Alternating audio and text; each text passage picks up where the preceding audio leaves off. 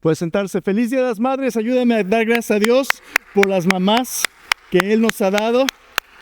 Mi mamá de vez en cuando desde México ve los servicios en línea. Mamá, feliz Día de las Madres, que la pases muy bien.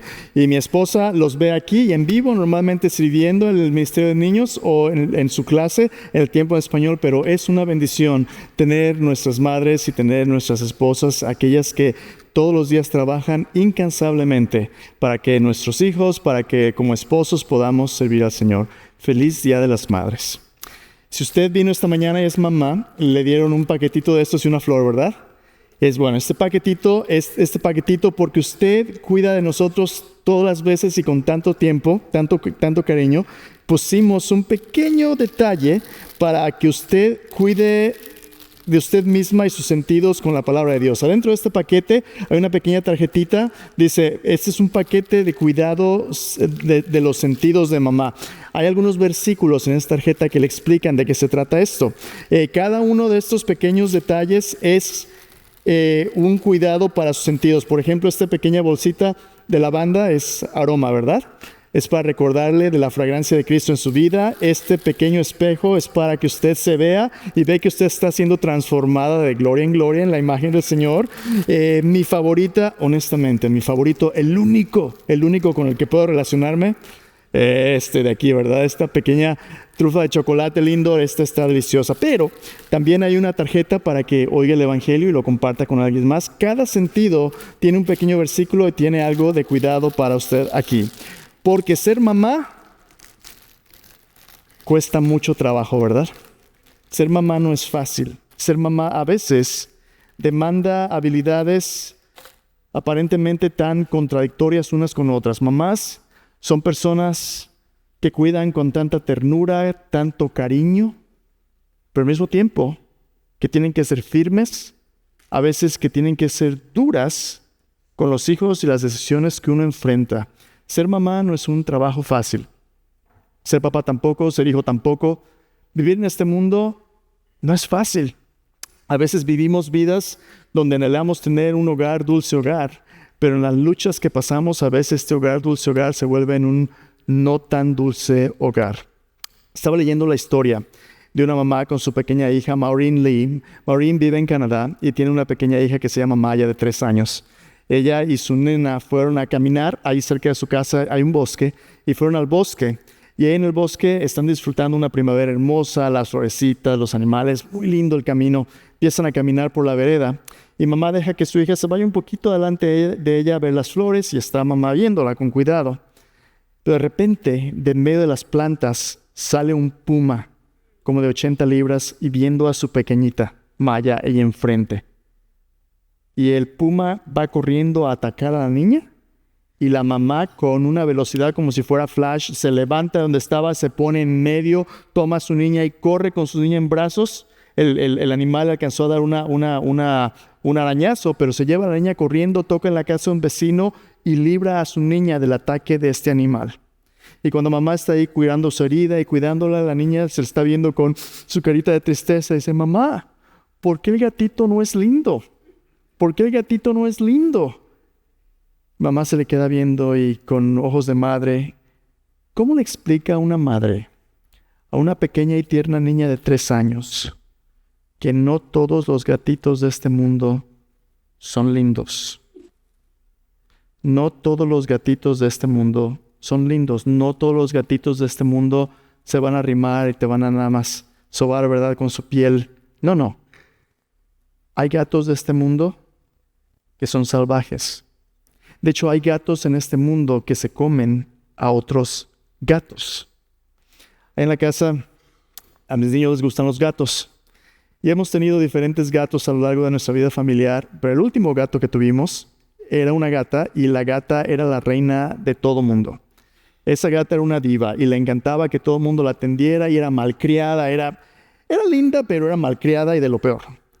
Y la gata no solamente controlaba el reino dentro de nuestra casa, empezó a sentirse cada vez más confiada del mundo afuera. Se salía, rascaba las plantas, se subía a los árboles y empezó a subirse a los árboles hasta arriba y de los árboles brincar al techo. Y en el techo se pasaba de un lado al otro y bajaba y se metía a la casa y se acabó. Simplemente quería demostrarle a todo el mundo que ella era la reina de ese hogar. Pero ella no sabía que alguien más la estaba observando. Y no nomás mis niños y nuestra familia, alguien más la estaba observando. Un día se sale en la mañana a hacer sus necesidades y hacer lo que hacía, y ya no regresó. Un vecino dijo, bueno, a veces los gatos se salen y andan dando la vuelta y regresan después de 2, 3 días. Meses pasaron y no regresó. Unos días más tarde, después de que ya no regresó, salí al patio. Estaba en la mañana atendiendo las plantas y en el patio, y vi entre los árboles y los arbustos que algo se movía y los pájaros estaban haciendo escándalo. Entonces me quedé viendo, y allí entre los arbustos había un gato montés. Y un gato, pero buen tamaño. Vivimos en un mundo donde el gato grande se come al gato chiquito. Pero ¿cómo le explica usted a una niña de 3 años que no todos los gatitos son lindos? El pasaje que vamos a ver hoy en Éxodo capítulo 17, versículo 8 y en Éxodo 18 es un pasaje difícil que habla acerca de Dios como Padre que saca a su pueblo, su familia de la cautividad de Egipto y los lleva a una tierra prometida. Dios quiere hacer de esta nación un hogar donde Él viva, un hogar, dulce hogar. Pero hay obstáculos, hay dificultades y hay enemigos que atacan a la familia de Dios y que buscan destruirla. Y a veces usted ve las cosas de este mundo y dice, ¡ay, mira un gatito, qué lindo! Pero es que este no es un gatito. El Señor Jesucristo cuando vino dijo, el ladrón no viene sino para hurtar, matar y destruir. En este mundo, en este camino entre nuestra salvación y nuestra glorificación, en este proceso de santificación del desierto, vamos a luchar batallas y va a haber enemigos que van a tratar de destruirnos. Las luchas internas, la vimos la semana pasada, cuando nos quejamos, cuando murmuramos porque no hay comida, porque no hay agua. Las luchas con nuestra carne son una cosa internamente. Pero allá afuera también, en el mundo, este sistema de valores y de humanidad organizada que se opone a Dios, nuestra lucha con el mundo también es real. Y como seguidores de Cristo Jesús, como seguidores de este Señor al que hemos profesado, a veces va a haber luchas que incluso pudieran costarnos la vida misma. ¿Cómo vamos a enfrentar esas luchas? Entonces hoy vamos a ver a grandes rasgos cómo el propósito de Dios para su familia al salir de Egipto, este proceso de transformación a su imagen de santificación, es un proceso donde sí va a haber ciertas batallas que a veces hagan de este hogar, dulce hogar, un hogar no tan dulce hogar. Entonces ven conmigo a su Biblia en Éxodo capítulo 17, aunque es un pasaje difícil. Este pasaje es apropiado para el Día de las Madres porque ser madre, ser padre, servir en la familia no siempre es fácil. Como padres, como madres, hemos sido llamados a dirigir a nuestras familias con mano de hierro, pero con toque de terciopelo. Tenemos que ser firmes y al mismo tiempo ser amables. ¿Cómo vamos a vivir en medio de las batallas donde no todos los gatitos son lindos? Y lo que vamos a ver en este pasaje, vamos a ver 2 partes, empezando en el versículo 8, es que va a haber ciertas luchas donde hay amenazas reales que buscan destruir lo que Dios hace en nuestras vidas y a veces incluso llevarnos a la muerte. Pero ser completamente honesto contigo, va a haber cosas que pueden desencadenar literalmente en muerte. Vivimos en un mundo donde hay violencia. Vivimos en un mundo donde hay peligros que pueden causarnos la muerte. Pero también vamos a ver cómo hay a veces necesidades que simplemente se vuelven abrumadoras y necesitamos ayuda. El punto es este. En los capítulos 17 y 18, 16, 17 y 18, Dios permite al pueblo de Israel que pase por este desierto entre el Mar Rojo y Sinaí, porque hay 3 lecciones, panorama amplio, 3 lecciones que Dios quiere que su pueblo aprenda. La semana pasada hablamos de una. Primero, antes de leer el pasaje, de entrar en detalle. Primero, Dios quiere que su pueblo entienda que Él es nuestro proveedor. Él es nuestro proveedor. La semana pasada hablamos de en el desierto no hay pan, ¿verdad? En el desierto no hay agua. Y lo primero que hacemos es quejarnos. ¿A qué nos sacó Dios de Egipto? Allá había tacos, y había tortas, y había tamales, y ahora nada más que hamburguesas hay. Dios nos sacó para matarnos de gordura, ¿verdad? No, espera tantito. Dios tiene un propósito y Él te está proveyendo. Dios saca agua de la roca, Dios hace llover el maná, santifica tus posesiones, santifica tu tiempo. Tus posesiones, tu tiempo le pertenecen a Dios. Dios quiere que tengamos nuevos ritmos de vida donde confiemos en Él porque Él es nuestro proveedor. Pero no solamente eso. Segunda gran lección que vamos a ver hoy es que Dios en medio de las dificultades también es nuestro protector. Tú puedes vivir consumido por la ansiedad y el miedo de todos los que en esta tierra ajena te atacan, por todos los que en este desierto te van a amenazar. Pero Dios es nuestro protector. Y porque Él es nuestro protector, sabemos que las batallas que enfrentemos no tenemos que enfrentarlas solos. Dios va a estar allí. Tercera lección. Al ser nuestro proveedor y protector, Dios nos está preparando. Dios nos está preparando para servirle a través de servir a otros. Dios nos está preparando para servirle al servir a otros. Estas tres lecciones son lecciones imprescindibles de nuestro caminar con Dios, pero son lecciones difíciles de aprender que vez tras vez tras vez tienen que repetirse. Esta es la primera vez que Israel las enfrenta y Dios lo hizo de esta manera para que Israel nunca olvide que si va a haber victoria en su caminar, no pueden hacerse trabajo solos, tienen que multiplicar a otros líderes, así como en la familia. El propósito de la familia es que un padre y una madre puedan invertir sus vidas multiplicándose, reproduciéndose en la vida de otros, literalmente. Nuestros hijos son el resultado de este pacto de amor entre un hombre y una mujer en matrimonio, donde se espera que crezcan para convertirse en hombres y mujeres productivos que puedan cuidar y servir a otros. Para eso es una familia, para eso es el hogar.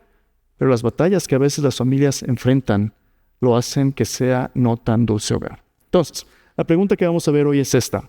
¿Cómo moviliza Dios a las personas para su servicio en medio de amenazas y necesidades abrumadoras?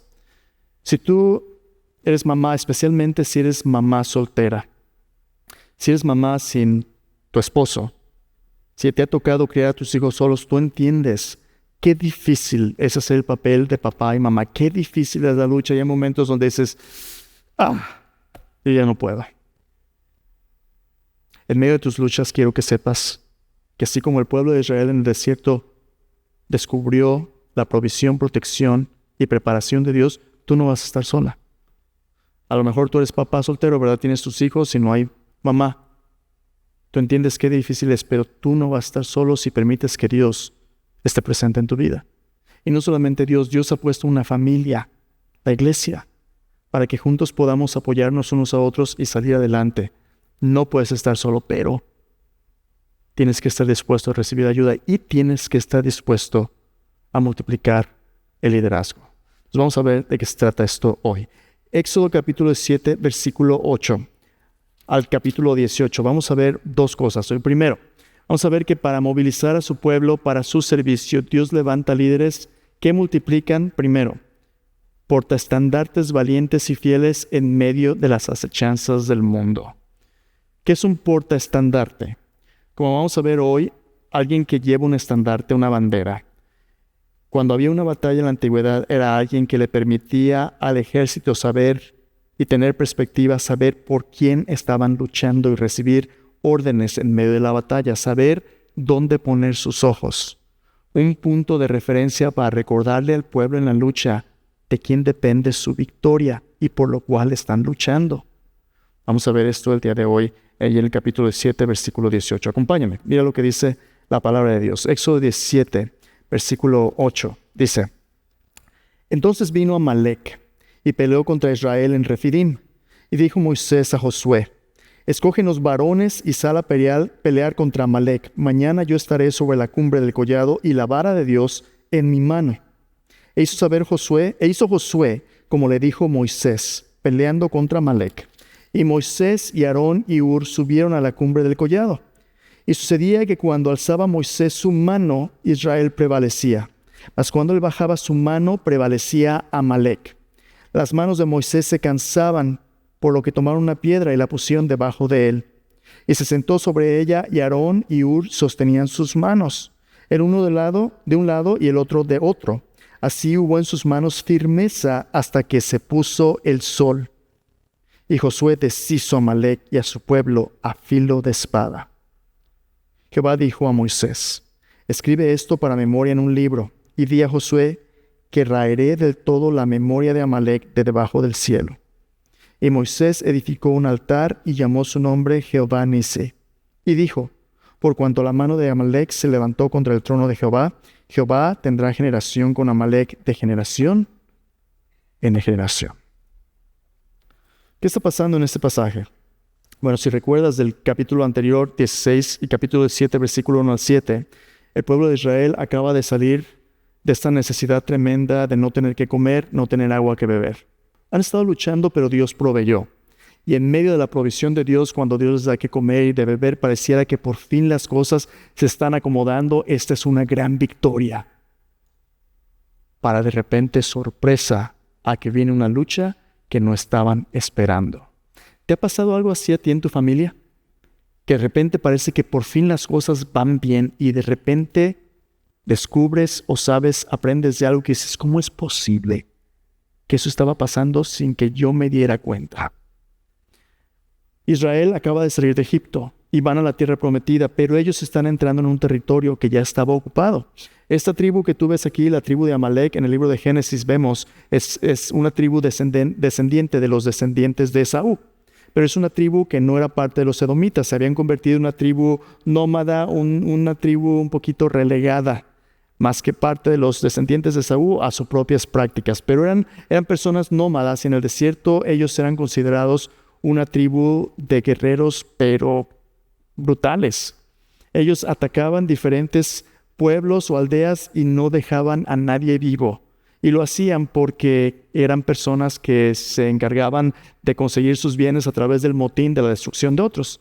Eran mercenarios. Y esta tribu de Amalec se da cuenta que Israel, cerca de 2 millones de personas que ha salido de Egipto, va en camino a la tierra prometida. Y lo que ven en Israel es que aquí hay ovejas, aquí hay bienes que ellos pueden conseguir. ¿Recuerda lo que Jesús dijo en Juan 10:10? El ladrón no viene sino para hurtar, matar y destruir. Pero yo he venido para que tengan vida y vida en abundancia. Cuando Dios nos saca del mundo y Dios empieza a bendecirnos y Dios empieza a reconstruir nuestra vida, ¿crees que eso le va a dar gusto al enemigo? ¿Crees que eso le va a dar gusto al mundo? De hecho, el mundo, entre más abajo estés, entre más, dicen por ahí que la miseria ama compañía, ¿verdad? Entre peor te vaya, mejor le va a la gente. No estés buscando que el mundo te diga: ay, pues mira qué bien, ya no tienes conflictos con tu pareja, ya no eres borracho de fin de semana, ya te va mejor. No, te van a querer desanimar, te van a decir: ay, pues ya no vienes, ¿verdad? Aquí al pócar, a las cervezas, que te pega tu vieja, ¿verdad? En lugar de animarte a hacer lo correcto, va a haber ataques para no dejarte perseverar en los caminos de Dios. Y ataques que a veces pueden ser bastante complicados. En este pasaje, literalmente una tribu, Amalec, viene a destruir a los israelitas porque ven en ellos una amenaza a sus intereses. Los amalecitas controlaban esa región para comercio, para lo que ellos hacían, pero también veían una oportunidad del motín que estaba delante de ellos. Los ven como una oportunidad de conseguir bienes a sus expensas. Una presa fácil. Como un gato más grande que se quiere comer a un gato más pequeño. Ahora, antes de ver un poquito más de este pasaje, algunas personas leen pasajes en el Antiguo Testamento como estos, donde hay guerra, donde hay violencia, donde hay literalmente muerte y sangre, y dicen: ay, no, es que la Biblia es un libro muy violento y es un libro donde, ¿cómo es posible que un Dios de amor permita la muerte de tantas personas en la conquista y los cananitas, todo eso? Para el hombre en el siglo XXI que a veces piensa que sabemos mejor que Dios, parece ser un libro violento, ¿verdad? Pero déjame decirte que nuestra idea ilusoria de inocencia moral como personas del siglo XXI es una mentira, porque tú y yo vivimos en un mundo roto, en un mundo donde hay muerte. La Biblia es un libro honesto que como un espejo nos dice nuestra condición. O déjame preguntarte, ¿qué en el siglo XXI ya no hay violencia? ¿No hay guerras? Ve tu teléfono a las noticias, ¿verdad? La guerra en Ucrania, ahora guerra entre Pakistán e India. Hay pleitos por todos lados. Los judíos aún hoy en día siguen viviendo al día porque todo el mundo los quiere exterminar en la nación de Israel. ¿No vivimos ahora donde en universidades hay demostraciones de antisemitismo? Como si ¿no hay terrorismo en nuestros días? ¿No hay violencia intrafamiliar? Donde mujeres siguen siendo golpeadas por su esposo o parejas porque hay que demostrarle quién es el hombre. ¿No hay machismo? ¿No hay abuso de niños? Vivimos en un mundo roto, en un mundo donde, como el Señor Jesucristo, quien es el amor de Dios encarnado, el Señor Jesús mismo nos dijo, hay un enemigo que quiere hurtar, matar y destruir. Hay fuerzas espirituales y también hay un mundo, una organización de una humanidad opuesta a los principios de Dios que busca, a través del ejercicio de su poder, destruir a los que siguen a Dios. El mundo, escúchame bien, no es amigo de Dios. Juan nos dice que cualquiera que quiera hacerse amigo del mundo se constituye enemigo de Dios. Ese es un reflejo de cómo se ve de manera extrema. Por cierto, un poquito más de trasfondo teológico. ¿Qué no dijo Jesús que si alguien te pega en una mejilla le pongas la otra? Sí. En el Antiguo Testamento, Dios está rescatando al pueblo de Israel para volverle una nación a través de la cual Dios le demuestra al mundo que el corazón de Dios y el propósito de Dios es redención, no aniquilación. Si Dios quisiera destruirnos, Él podría destruirnos con una palabra de su boca. Pero en lugar de eso, Dios quiere rescatarnos. Y para rescatarnos, poco a poquito en este proceso de transformación, Dios debe ganar nuestro corazón, no solamente imponer su voluntad. Y para eso el pueblo de Israel, en el Antiguo Testamento, si tienes tiempo después, está en tus notas, en Deuteronomio capítulo 20, Dios le dio al pueblo de Israel leyes de cómo ellos cuando fueran a la guerra tenían que hacer la guerra. Ellos no iban a ser pueblos mercenarios que destruyeran indiscriminadamente. En Deuteronomio capítulo 20, Dios le dijo al pueblo de Israel, cuando hagas guerra en contra de otros, lo primero que vas a hacer es expresarles que hay una oportunidad de paz. Vas a extender paz hacia ellos. Si te escuchan, las naciones paganas te van a servir. No los destruyas, pero si no te escuchan, entonces sí las cosas se van a poner muy complicadas. Y aún en medio de la guerra, de la brutalidad y violencia en la guerra, Dios les dio leyes para saber dónde estaban los límites del mal. Dios le dio al pueblo de Israel leyes que eran por encima y más avanzadas que lo que las naciones paganas tenían, pero eso no es todo. Conforme la revelación progresiva continúa en la Biblia, cuando el Señor Jesucristo viene, el Nuevo Testamento nos amplía el panorama todavía más. Si tienes tiempo de leer, no está en tus notas, lo puedes anotar en tu margen. Romanos capítulo 13. Romanos capítulo 13, el Nuevo Testamento. Romanos 13 es un pasaje donde el apóstol Pablo nos expresa cuál es la función del gobierno humano y cuál es la función del cuerpo de Cristo de la iglesia. ¿Qué nos dice el Nuevo Testamento? El Nuevo Testamento nos dice que en un mundo tan roto y lleno de violencia, nuestro trabajo como la iglesia y como seguidores de Cristo es sujetarnos a la autoridad. Y el trabajo de la autoridad del gobierno civil es crear leyes y crear una sociedad donde el mal sea castigado y donde el bien sea promovido. El gobierno humano tiene ciertas responsabilidades de tener leyes justas que puedan permitir una sociedad civil donde el evangelio pueda florecer. Pero ese es trabajo del gobierno. El trabajo de la iglesia es no competir con el gobierno, sino ser testigos del evangelio de Cristo al gobierno y ante toda la sociedad. Nuestro trabajo es orar por el gobierno, sujetarnos al gobierno, siempre y cuando las leyes del hombre no estén en conflicto con las leyes de Dios. Si en alguna vez están en conflicto, nuestra lealtad es al reino de Dios, pero aquí está el precio de nuestra lealtad a Dios, sufrimiento. Segunda de Corintios capítulo 5 nos dice que nuestro trabajo es ser embajadores de Cristo y persuadir a los hombres para que se reconcilien con Dios. Entonces, como cristianos, el amor de Dios nos dice que somos bienaventurados cuando alguien nos persiga y dice toda clase de mal contra nosotros mintiendo, sí. El Nuevo Testamento nos dice que hemos sido llamados a amar a nuestra familia, a nuestros amigos y aún a nuestros enemigos, sí. Que cuando alguien te pega en una mejilla, pongas la otra. Y eso solamente es posible cuando Cristo vive a través de ti. En el Antiguo Testamento, el pueblo de Israel todavía no tenía a Jesús.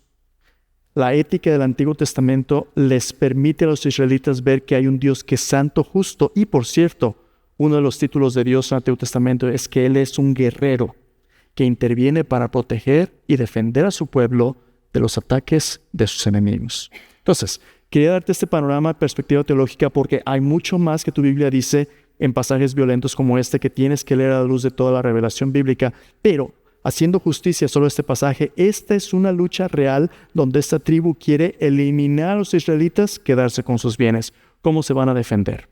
Moisés le dice a Josué, esta es la primera vez que Josué aparece en la historia. Moisés le dice a Josué, un joven que es su asistente, como después el Pentateuco revela, le dice a Josué, búscate un grupo de hombres que vaya y nos defienda porque vas a pelear contra Amalek. Y aquí está lo interesante. En un mundo violento, donde hay gatos grandes que se comen a los gatos chicos, tú y yo no tenemos el lujo de sentarnos en la banca para ver quién se come a quién. Tú y yo somos presa fácil para el enemigo y él quiere nuestra cabeza de ser posible. Tú y yo no tenemos el lujo en este proceso de santificación de ser espectadores, como si estuviéramos viendo un show. Tú y yo estamos en medio de una batalla donde Dios, tarde o temprano, te va a decir, tú tienes un papel que jugar. Josué ha estado observando lo que Dios hace a través de Moisés, pero este ahora es el turno de Josué. Y mira los diferentes roles en esta historia. Moisés, un hombre ya mayor, sube a la montaña. Y en la montaña él lleva la vara, un palo, que a través del cual Dios abrió el Mar Rojo y hizo los portentos de las plagas. Este palo es un símbolo del poder de Dios a través de medios ordinarios. Dios puede hacer lo extraordinario a través de obediencia de personas ordinarias. Este es un palo. Ahora, si tú estuvieras en una guerra y quisieras tú inspirar a tu ejército para tener victoria, ¿qué clase de símbolos les pondrías tú enfrente? ¿Una espada? Ok. Si yo fuera tú, ¿sabes qué le pondría yo? Un Rambo, ¿verdad? Con un machete marca, un Rambo, alguien con músculo así como, ya la hicieron, ¿verdad? Un Rambo que lo inspire al ejército. ¿Pero sabes a quién tienes? Un viejito de 80 y tantos años. Ahí va subiendo, pero no se preocupen, lleva la compañía. ¿Quién va? Aarón, que es mayor que él, y Hur, otro viejito. 3 viejitos ahí arriba. Y ahí van subiendo la montaña con este palo, ¿verdad? Ayudándose. No, pues, de aquí te estamos viendo. Bueno, a lo mejor Moisés se veía como Gandalf, ¿verdad? Con un palo, pero era un mago que tenía poderes sobrenaturales. Pero a la hora de la batalla, levantaba Moisés el palo y ¿qué hacía? Se cansaba y lo bajaba. ¿Qué está pasando en esta historia? Bueno, esta historia está llena de símbolos muy interesantes. El versículo que te leí hace un momento donde dice que las manos de Moisés se cansaban y las bajaban, pero Aarón y Hur las sostenían para que hubiera en las manos de Moisés firmeza. Esa palabra firmeza es una palabra en el Antiguo Testamento que en todos los lugares donde aparece se traduce normalmente como fidelidad. Pero en este pasaje habla acerca de la posición física que Moisés tenía que tener como una expresión de permanencia. Firmeza o fidelidad es la característica que Dios quería que su pueblo aprendiera, a través de la cual Dios daría su victoria. Fidelidad es nuestra dependencia de Dios como nuestro protector, nuestra dependencia de las promesas de Dios. Entonces mira la imagen de lo que está sucediendo. Moisés estaba ahí arriba, él no era un mago, él no era alguien que tenía poderes mágicos. Sus manos se cansaban como cualquier persona normal. Pero Moisés tenía personas que aunque fueran limitados y estuvieran viejitos, cuando estaban juntos, dependiendo de Dios y del poder de Dios, aunque ellos tenían limitaciones, Dios no tenía esas limitaciones. Cuando tú y yo tenemos personas que nos apoyan para depender de Dios, no hay fin de lo que Dios pueda hacer. Y el punto es este. Moisés, como un símbolo de nuestra dependencia del poder de Dios, era el punto de referencia para su ejército. Josué estaba allá abajo peleando. ¿Te imaginas Josué? Vienen los mercenarios armados hasta los dientes, llenos para la batalla, tienen una reputación de que acaban con todo. Ellos no tienen ejército. Eran esclavos y ahora son nómadas. Y ahora van a pelear contra esta tribu de mercenarios. ¿Qué traes tú? No, pues traigo un palo. No, pues ya lo hicimos, ¿verdad? Qué fácil pudiera haber sido para Josué el desanimarse. Pero cuando Moisés estaba ahí dependiendo de Dios y Josué veía a Moisés, Josué, como te darás cuenta más tarde, es una persona que está aprendiendo a ser valiente porque Dios está con él. Y cuando ponían sus ojos en Dios, cuando dependían de Dios como el centro de su comunidad y su defensor, dice, le dieron a Amalec hasta que acabó el día. No dice que acabaron con la tribu, pero se defendieron y sobrevivieron. Dios les dio la victoria. ¿Por qué? Porque estaban dependiendo de Dios. Pero aquí viene lo bueno. Dos cosas. Quiero que veas el papel de liderazgo de Moisés con el pueblo. Pregunta, ¿tenía Moisés una responsabilidad? Sí. Su responsabilidad era apuntarle al pueblo donde estaba el verdadero poder, en Dios, en su dependencia de Dios, en ser fieles a Dios. ¿Tenía Josué una responsabilidad? Sí. Su responsabilidad era ponerse de pie y saber que ahora le tocaba a él. Nunca se me va a olvidar. Yo recuerdo, tenía como un año de ser creyente, de haber puesto mi fe en Jesús. Y llegó una campaña evangelística allá en la ciudad donde yo vivía, en Guadalajara. Fueron unos hermanos y nos enviaban en equipos de 2 en 2 para compartir el evangelio en casas en un parque. Y a mí me tocó con un misionero. Dije, yo ya la hice. Ahí voy. Yo veía cómo el misionero compartía en las casas y pues yo nada más estaba ahí con él, ¿verdad? Escuchando y viendo y bien animado.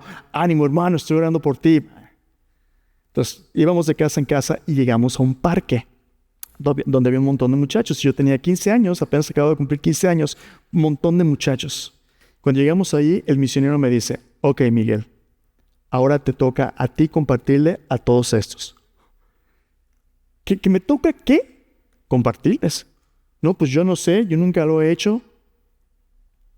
¿Has puesto tu fe en Jesús como tu Salvador? Sí. ¿Sabes qué fue lo que él hizo por ti? Sí, eso es lo que les vas a decir, te toca a ti. Y mira, nada más hizo un ladito y me toca a mí. Va a haber un momento donde todos aquellos que están de testigos de lo que Dios está haciendo cómodamente sentaditos en su banca, Dios va a decir, ahora te toca a ti. Hermanos, ¿qué toma como iglesia organizar un ministerio? Tú y yo venimos a este lugar, está limpio, está barrido, las bancas están listas, hay aire acondicionado, las luces funcionan, el sonido, alguien está corriendo el sonido. Todos los domingos hay hermanos y hermanas allá arriba que no están aquí abajo y no ves sirviendo todos los domingos. ¿Quién aprieta el botón para que salga en línea? Con los niños, ¿quién les enseña su clase?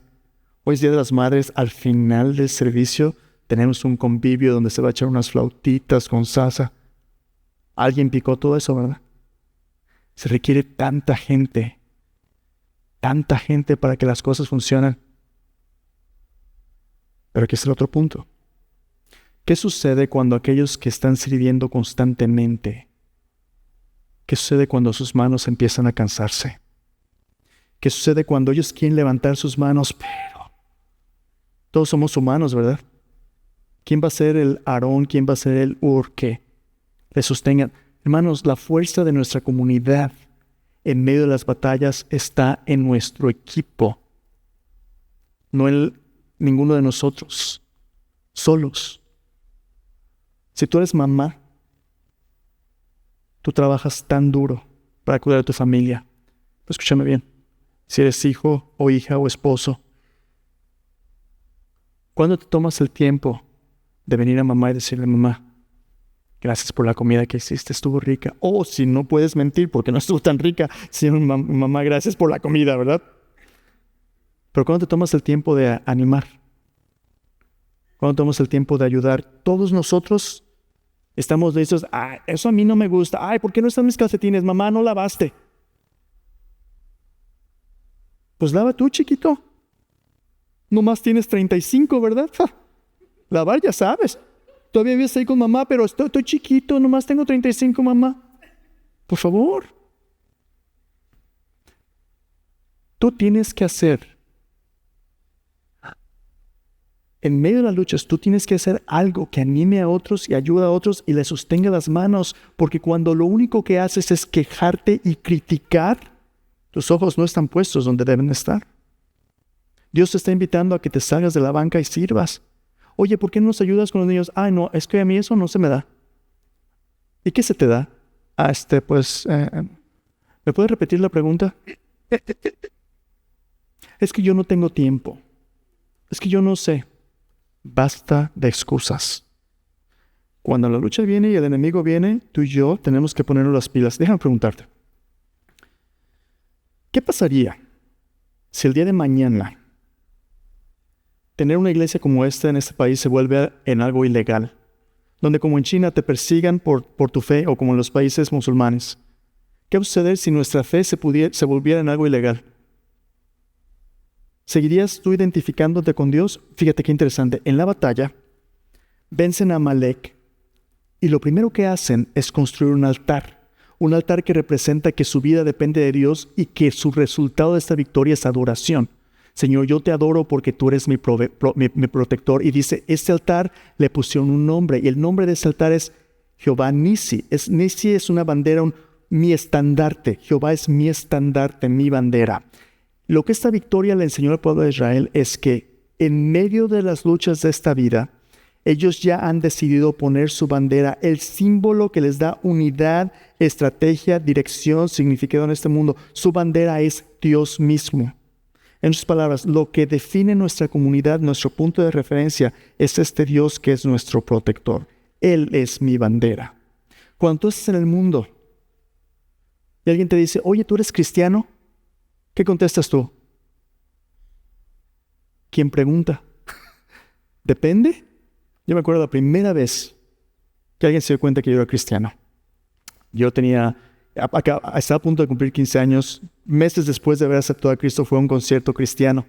Y en el concierto cristiano había una muchacha de la misma secundaria donde yo iba, que era cristiana, y me vio en el concierto. No nos saludamos, pero al siguiente día en la escuela se me acerca y me dice, Miguel, ¿tú eres cristiano? Yo le dije, creo que sí. Me dice, si no me lo dijeras ahora, no te lo creería de la manera que vives. Pero yo me acababa de convertir a Cristo, ¿verdad? Mi amiga, desde ese momento se convirtió en alguien que me apoyó y me discipuló en sus primeros años. Pero la primera vez donde nos cae el 20 que nuestra identidad ahora está definida por quien Dios es la victoria más grande que podemos ganar. Porque si el enemigo puede distraerte de que tus ojos estén puestos en Jesús, el autor y consumador de nuestra fe, el enemigo sabe que el único que puede defendernos de los ataques de este mundo es Él. Sin Cristo, somos presa fácil. Pero Cristo, como esa madre que agarra a su niña y la arranca de las garras de ese puma, Cristo, en el Nuevo Testamento le dijo al pueblo de Israel, ¿cuántas veces quise juntar a tus hijos como la gallina junta sus pollos debajo de sus alas, pero no quisiste? Él quiere ser nuestro protector si le dejamos. Entonces, primera lección. Dios quiere levantar portaestandartes valientes y fieles en medio de las amenazas del mundo. A lo mejor tú eres el siguiente Josué. Tú eres la generación de Josué. Pero hay una cosa más. Siguiente capítulo 18. Dios también quiere levantar líderes, siervos líderes, competentes, temerosos de Dios y confiables para atender las necesidades de la congregación. No siempre las luchas que vamos a enfrentar son tan extremas como la guerra contra Amalek. La mayoría de las veces nuestras luchas son más bien de cómo cuidarnos y servirnos unos a otros. Mira el capítulo 18 lo que pasa. Dice, oyó Jetro, sacerdote de Madián, suegro de Moisés, todas las cosas que Dios había hecho con Moisés y con Israel su pueblo y cómo Jehová había sacado a Israel de Egipto. Y tomó Jetro, suegro de Moisés, a Seforas, la mujer de Moisés, después que él la envió, y a sus 2 hijos. El uno se llamaba Gersón, porque dijo, forastero he sido en tierra ajena, y el otro se llamaba Eliezer, porque dijo, el Dios de mi padre me ayudó y me libró de la espada de Faraón. Y Jetro, el suegro de Moisés, con los hijos y la mujer de éste, vino a Moisés en el desierto, donde estaba acampando junto al monte de Dios. Y dijo a Moisés, yo, tu suegro Jetro, vengo a ti con tu mujer y sus 2 hijos con ella. Hazme una pausa. Acaban de ganar una gran victoria, están celebrando, y de repente le llega un texto ahí en el iPhone de Moisés, dice, es mi suegro. Y ahí viene con mi vieja y mis niños. Tenemos algunos meses que no estamos juntos, y aquí vine a traérmela. ¿Qué está pasando en la vida de Moisés? Podemos especular mucho, pero tenemos que tener mucho cuidado porque la Escritura no nos da muchos detalles, pero hay cosas muy interesantes en este pasaje. En medio de las luchas y de las dificultades, la mayoría de las veces lo más difícil que enfrentamos es ser fieles día con día en nuestras familias y como siervos de Dios en la iglesia. Y aquí viene el suegro de Moisés. ¿Cómo es la relación entre los suegros y sus yernos? Oye, ¿y entre las suegras y las yernas? Especialmente en nuestra cultura latinoamericana, la imagen del suegro, de la suegra son... El Señor me ha bendecido con buenos suegros, tenemos muy buena relación, pero es tan fácil que esas buenas relaciones se vuelvan difíciles de manera inmediata. Y déjame decirte, para mí como yerno, lo que más disfruto yo oír de mi suegro es cuando mi suegro tiene sugerencias de cómo hacer las cosas mejor. Cuando el suegro viene a ti y dice, oye, quiero hablar contigo acerca de mi hija, le da uno un gusto, ¿verdad? Cuando la suegra viene y habla contigo y dice, oye, es que déjame decirte cómo es que a mi hijo le gusta la comida. Bomba atómica, ¿verdad? Pero aquí viene Jetro y dice, Moisés, vengo a traerte a Séfora y tus hijos. ¿Qué ha pasado? Si te acuerdas en el pasaje donde Séfora interviene porque Dios quiere matar a Moisés y circuncida a su hijo. Muy probablemente algunas personas piensan que en este momento, dado los peligros del éxodo y las jornadas y todo lo que Dios iba a hacer, de alguna manera se tomó la decisión de que Séfora y sus hijos se separaran de Moisés y estuvieran con el suegro. No sabemos exactamente si esto fue algo por protección o por la tensión que estaban viviendo. Pero hay algo interesante. La Escritura creo que a propósito nos deja ver que en la vida de los siervos de Dios, en la vida de aquellos que quieren ser parte de la familia de Dios, en nuestro hogar inmediato, nuestras relaciones de carne y hueso, papá, mamá, hijo, hija, suegro, suegra, va a haber tensiones donde a veces el seguir a Dios y este proceso de santificación va a ser complicado y difícil de vivir. Escúchame bien y por qué te estoy diciendo esto. ¿Era la familia de Moisés perfecta? No. De hecho, si lees el libro de los jueces, al final del libro de los jueces te das cuenta que unas cuantas generaciones después de los hijos mismos de Gersón se convirtieron en una familia idólatra, es de los peores en el tiempo de los jueces, unas cuantas generaciones después de Moisés. Moisés no tenía una familia perfecta, pero tenía un llamado claro delante de Dios. ¿Qué pasa cuando hay tensiones en tu familia? ¿Qué pasa cuando uno de tus hijos se rebela en contra de la fe? ¿Qué pasa cuando el matrimonio tiene problemas matrimoniales que no pueden solucionar? Escúchame bien. Vivimos en una cultura donde hay gran hipocresía y a veces incluso en la iglesia, donde aparentamos una cosa pero por dentro somos otras. Jesús le dijo a los fariseos, ustedes son sepulcros blanqueados. Por fuera se muestran re bien, pero por dentro están llenos de muertos y de toda inmundicia. Aquí en la iglesia, nuestros matrimonios tienen problemas. Nuestros egoísmos, nuestras lujurias, nuestros adulterios. Aquí hay problemas, pero aquí hay también los recursos donde esos problemas pueden tratarse honestamente para que Dios los redima y los restaure. Mira cómo nombró Moisés a sus hijos. Uno de ellos, Gersón, forastero. Su primer hijo ahí cuando estaba todavía en su crisis. Pero su segundo hijo, Eliezer, Dios es mi ayuda. Dios es tu protector. Dios quiere empezar a integrar a tu familia para bendecirte. El Nuevo Testamento, el Nuevo Testamento, Pablo nos dice que una de las funciones y requisitos de los ancianos en la iglesia es que cuiden bien de su familia, porque el que no puede gobernar bien a su familia, ¿cómo puede cuidar de la iglesia de Dios? 1 Timoteo 3, 4 al 5. Lo puedes leer después en tu casa.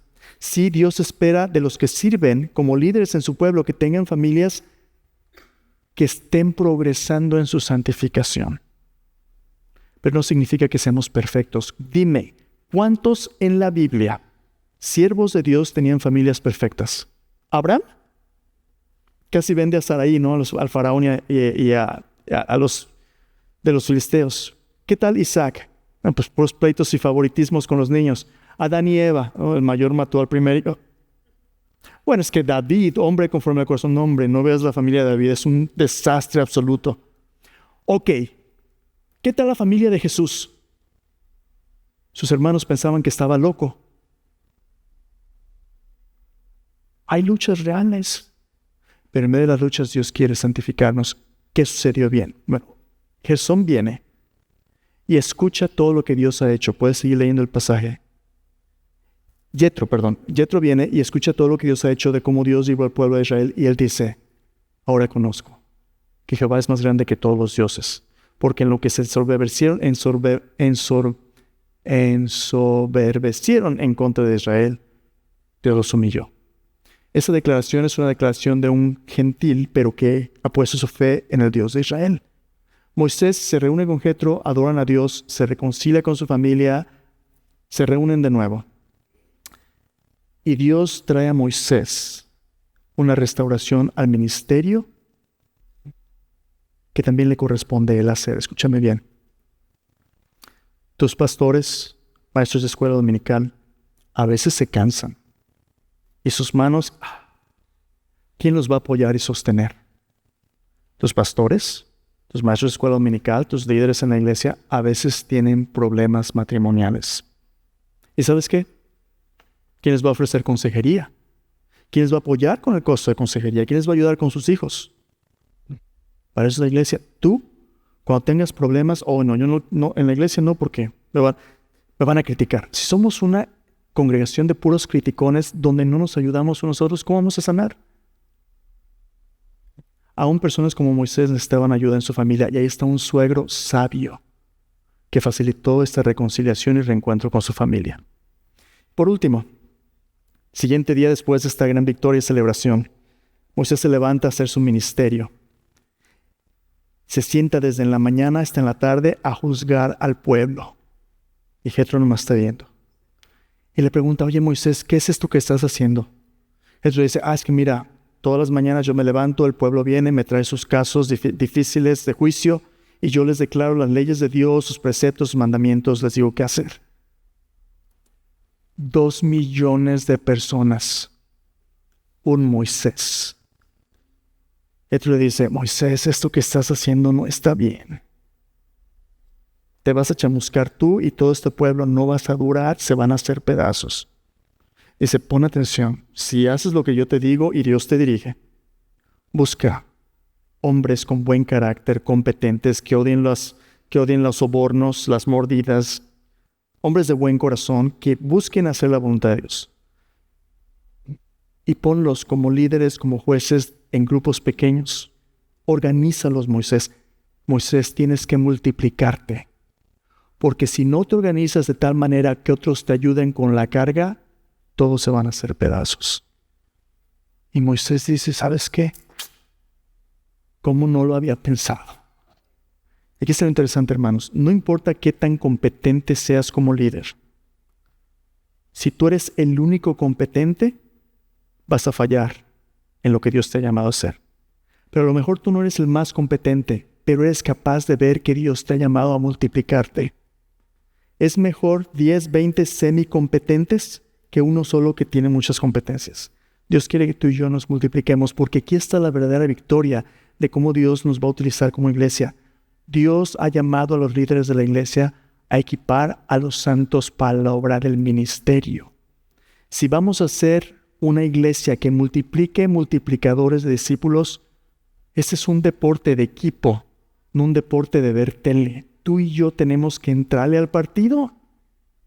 Si tú y yo nomás aparecemos cuando hay comida, si tú y yo nomás aparecemos cuando hay algo donde somos espectadores, ¿cuándo vamos a alcanzar a otros? Entonces, invitación para ti hoy es esta: